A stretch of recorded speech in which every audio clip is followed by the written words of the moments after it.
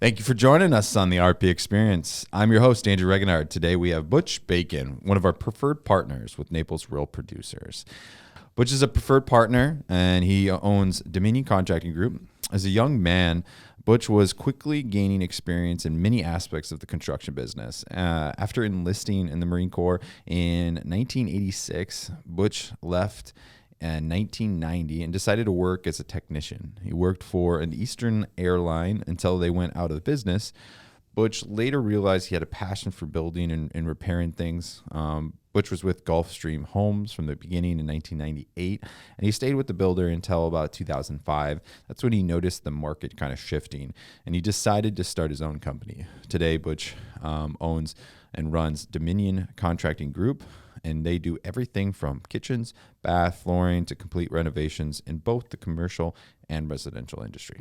So we are excited to have you on here, Butch, and kind of hear a little bit more about your story, your journey within your business and where you're at today. So tell us a little bit about your upbringing and your childhood. Hey, Andrew, thanks for having me on. Yeah, sure. So I was born in Minnesota in the Iron Range, northern Minnesota. Moved to Minneapolis area, and then from there in 1979 we moved to Naples, Florida. There wasn't much here back then. Graduated, went to Naples Christian Academy, Baron Collier after that for high school, and it was a good run. Joined the Marine Corps in 1986, got out in 90, and a couple years later I had regained my focus on construction. Got my general contractor's license, and it's been a run since then. I love it. What part of Minnesota was it?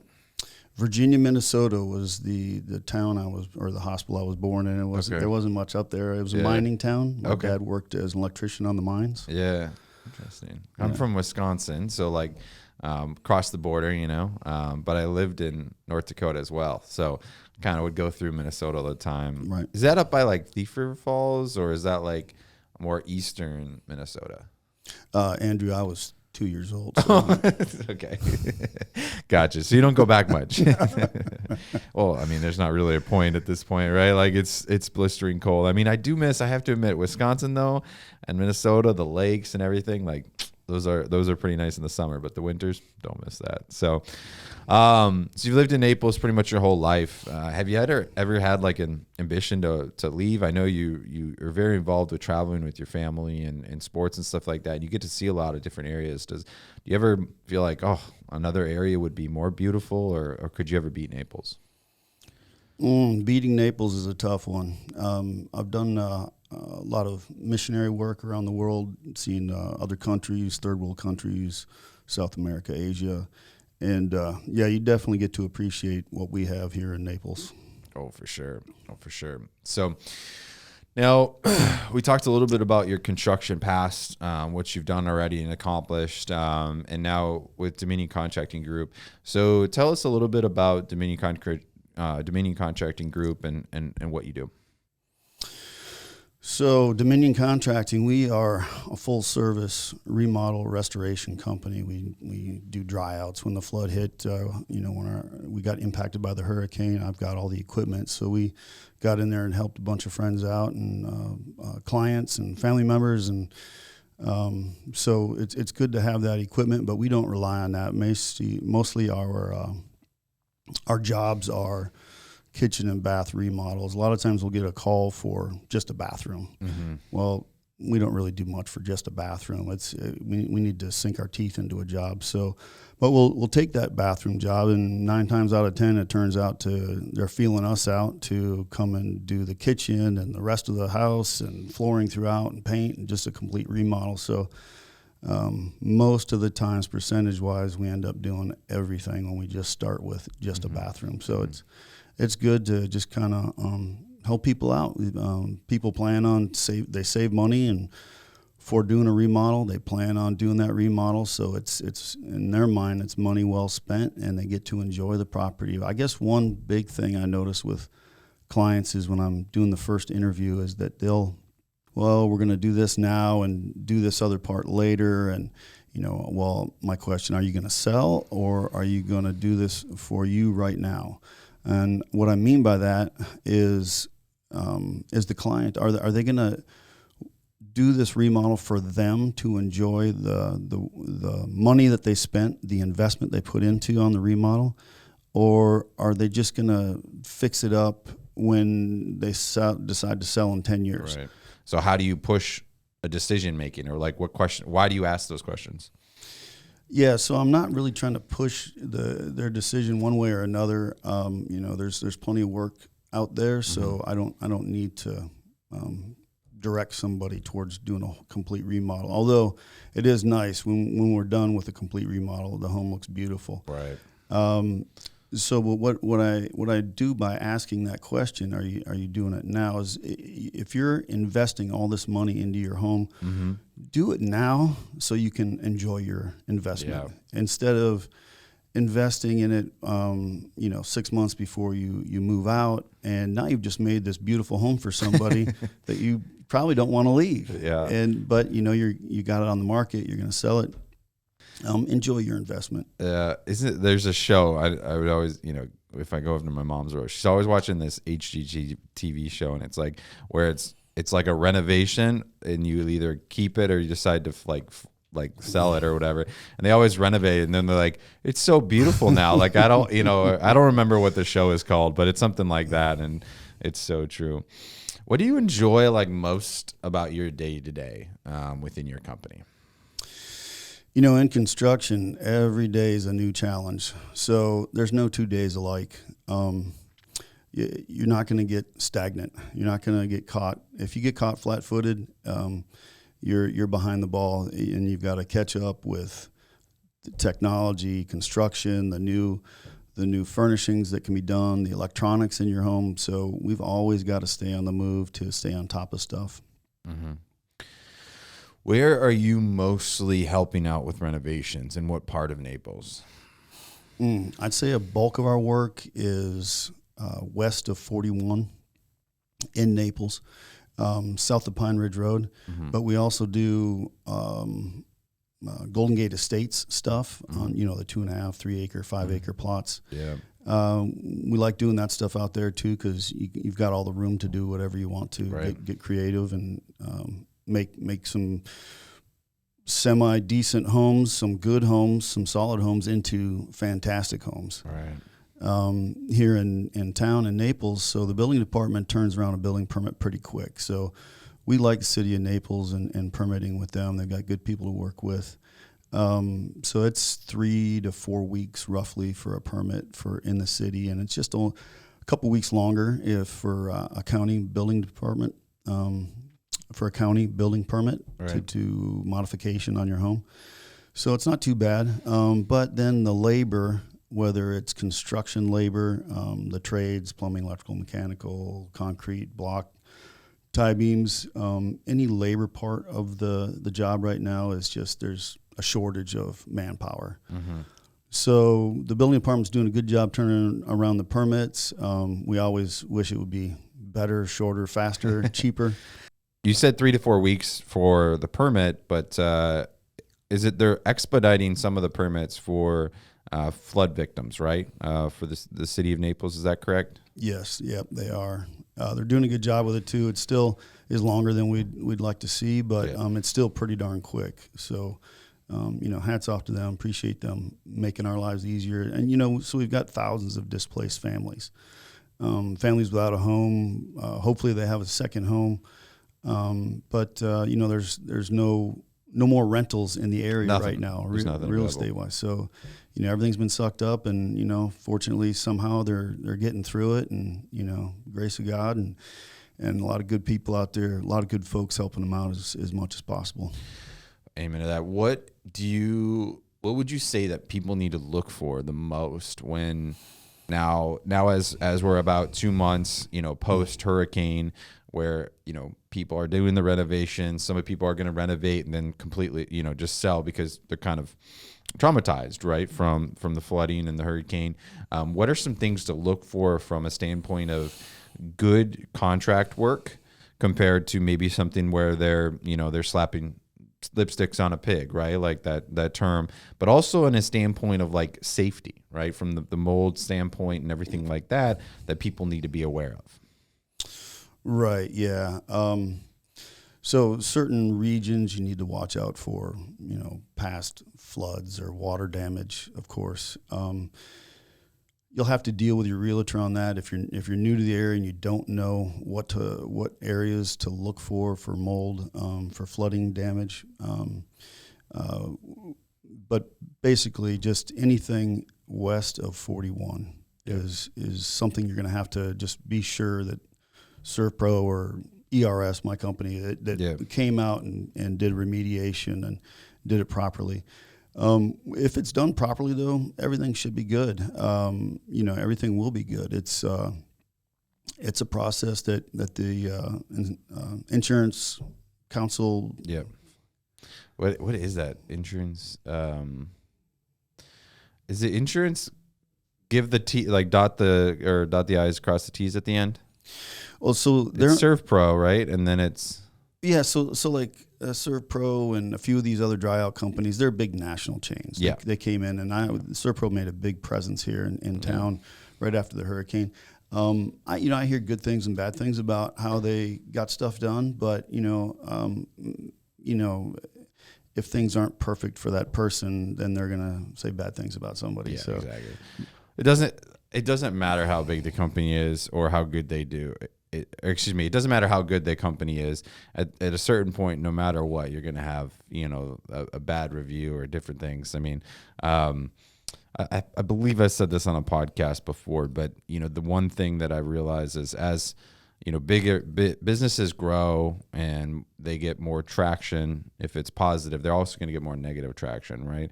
Like, I know you're religious, and one of the most quote unquote hated people, if you Google, is Jesus, right? And it's also the most like worshipped person, So, it doesn't matter if the company does good. There's always going to be haters, and there's always going to be some negative vibe towards it. So, hey, they came in, they're helping. That's the name of the game. So, when you talk about, the work with the kitchen, bath, the flooring, you even do commercial renovations.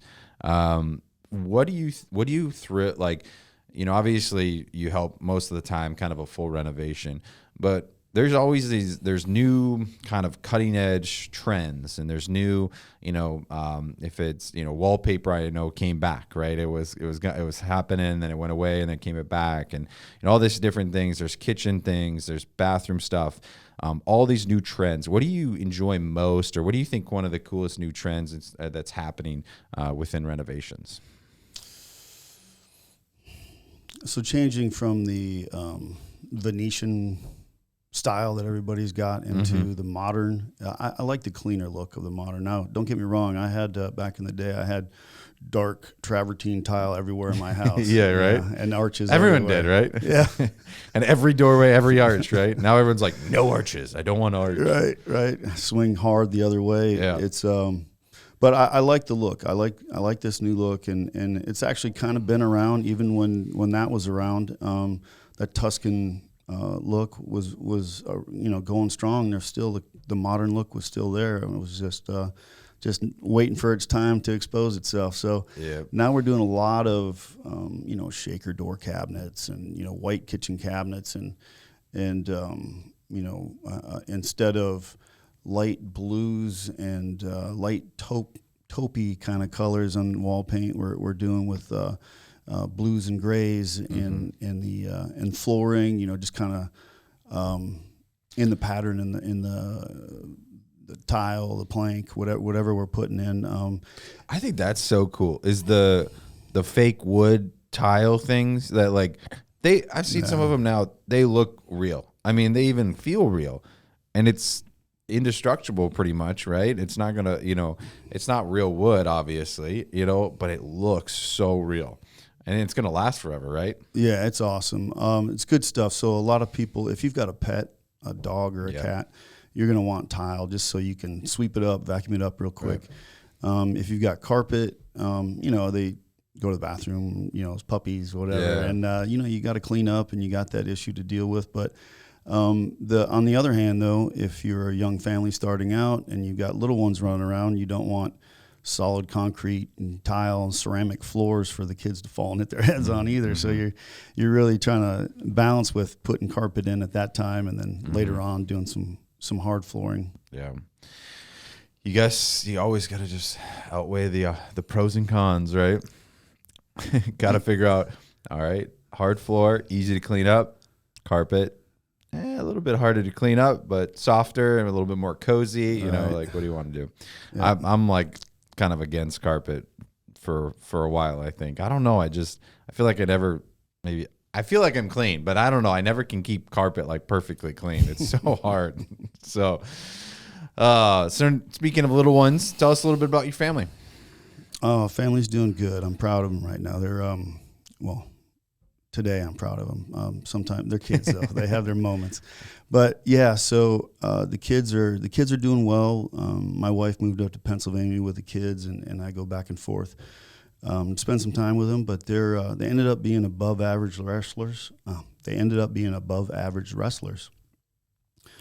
So we moved them up to Pennsylvania, and they're going to they're wrestling at Wyoming Seminary. It's #1 wrestling school in the country. What are the ages? So the youngest is 12, and when last year he wrestled in Estonia and some other country. I don't. Okay.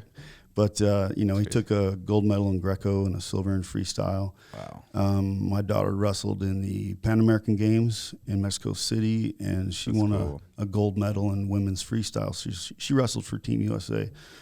That's so cool. Yeah, young kids. The U.S. just really nurtures our children, our child athletes. Yeah. Like the resources that they have here are just blow away every other country that I can see. Now, as they get older, Europeans kick in, and now they start getting serious about their young athletes. And my oldest boy too, so he's wrestling, and he's wrestling at Wyoming Seminary, and they have some great coaches there that are one-on-one with the kids. They know the kids' families. They know if the kids got dogs and cats. They really pour into that. Yeah, they pour into the kids. A lot of kids are there boarding. Their parents aren't able to do what me and my wife were able to do with move up there. So these kids, their parents, just a leap of faith, send their sons or daughters up there for the wrestling, and kind of you rely on those wrestling coaches and the dorm moms and dads to just step up. And the other parents really. Yeah, that's amazing. But I bet they're learning so much. Not just with the wrestling, but like being in a different area. The whole, creating new friends, adjusting to change, which is what we all deal with on a daily basis, right? And or some part of our life, right? And so. It's a great experience. Tell us a little bit about what you guys enjoy besides wrestling. What do you guys enjoy doing as a family? Getting out. I know you enjoy, wrestling sharks. I think I saw that a while back. But you guys are very outdoorsy, right? Like you guys like to enjoy get out?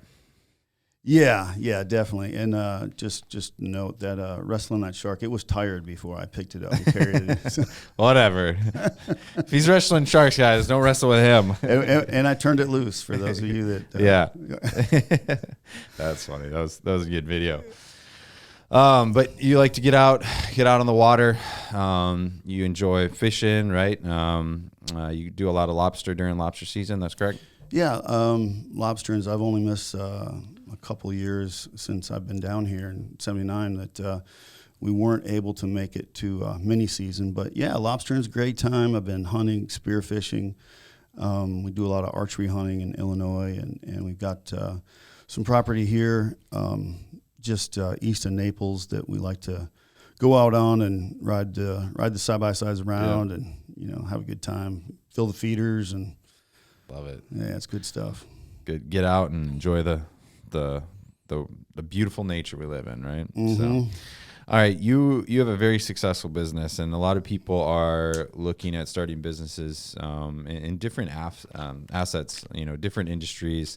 It might not be, in the contractor world, but as someone that is maybe a newer entrepreneur, what kind of advice would you pour into them as they're starting to create a business?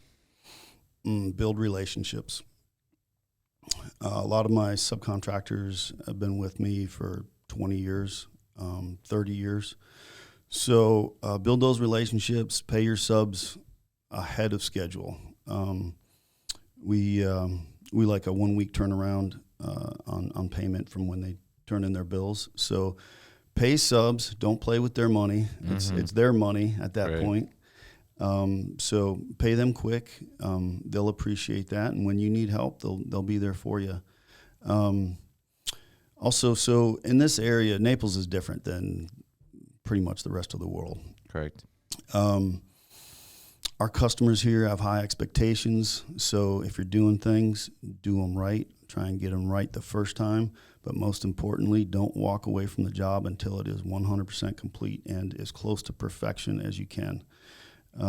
Otherwise, you're dealing with, our clients here, our homeowners here are very knowledgeable, and they know what's right and what's wrong. Mm-hmm. So don't just be honest with them. If you make a mistake, just be honest with them. They're people too. Mm-hmm. But recover quick, recover fast, and just get it done right. Yeah, a lot of the people that live here, second homes, different things. It's an influential area. Business owners, they've gone through a lot of the same things that a new business owner would go through, and they usually understand. And as long as you're honest with people and you're truthful and you show them that you're real, right? Like, hey, I made a mistake, but I'm going to fix it for you. They've made plenty of mistakes in their lives, so they'll probably be very understanding about it. But it's when people try to scoot it under the rug, or cover it up, or cut corners, and it's like, it's a small town, it's gonna come back to you. And that doesn't matter if it's small town or big town, word travels fast, right? Especially, I read of a little quote, and it was for every 100 good reviews, it's equivalent to one bad review. It's because the people that are upset speak a lot louder than the people that are happy. So absolutely, it's pretty powerful. Unfortunately, we are pressed for time here. We're already at our max. But Butch, it's been a pleasure to have you on and learning a little bit more about your backstory, your journey within your business, and where you guys are at today. And we appreciate you sharing it. We appreciate you being with Real Producers. And thank you so much for joining us. Oh, pleasure's all mine. Thank you, Andrew. Of course. So as always, RP Experience, extremely thrilled to have you on here. We're here in the Venture X podcast studio. Don't forget to like, subscribe, and stay tuned for the next episode. See you guys.